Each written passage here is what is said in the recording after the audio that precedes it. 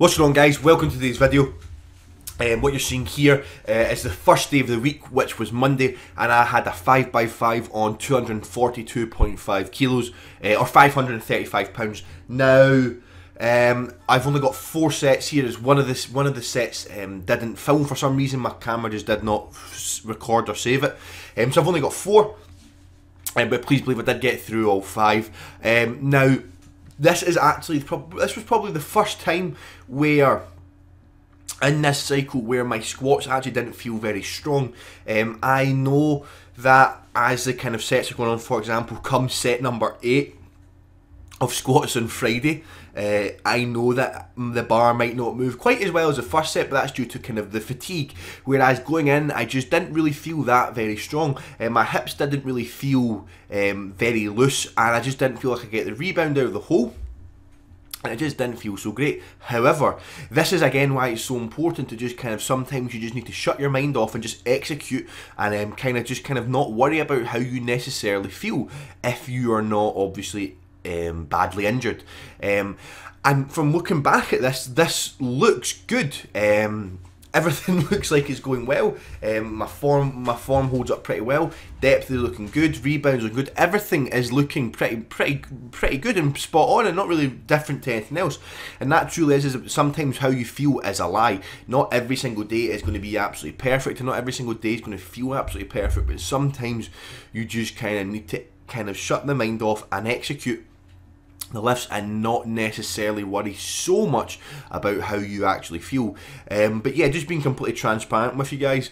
Sometimes you just don't feel good. And this day I just didn't necessarily feel that great squatting.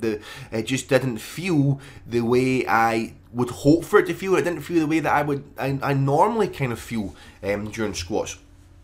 But again, that is okay. The main thing is I got through the workload.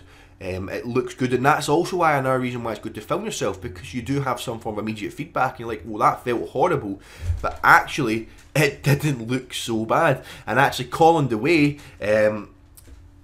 if you're unaware who he is, it's Colin DeWay. Subscribe to him on YouTube. But my good friend Colin, he spoke about this numerous times. I remember watching a video where he was saying he was just feeling absolutely awful, and then he was watching the footage back, and actually the footage looked pretty damn great. And I'm sure he was squatting as well, and that's just kind of how I felt today. And it's okay. And again, majority of people, or a lot of people, do tend to only kind of show their successes. But again, I mean, I wouldn't class this as a failure in any sort. I would class this completely as a success. But I also wanted to know that I was having a really hard time getting through this. I was just not feeling great in this day in squats, but bench did feel very good. However, the main thing is I got through it, and it does look pretty good. Again, I'm going to try and on Friday, going to try and get some side angles, just to kind of see. It's mainly for me, but also for you as well, just to kind of directly show me where my hip crease is in relation to my knee.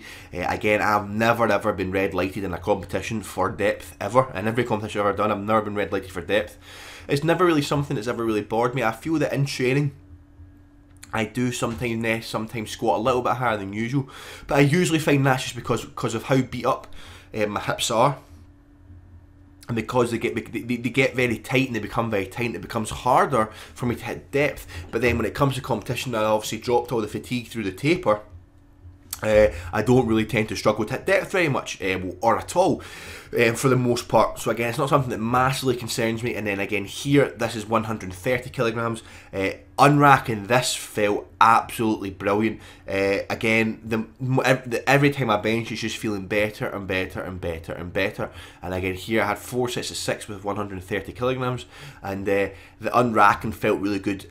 Kind of, and before this cycle, anything above 120 on racking felt really horrible, and anything above 130 pretty much was a no-go. But unracking this 130 felt absolutely brilliant, felt really good. And actually at the end of this week, I believe I have got a 137.5 kilogram for a 4x4 in bench. I believe, again, don't quote me, and that might be a little bit heavier, just a wee bit.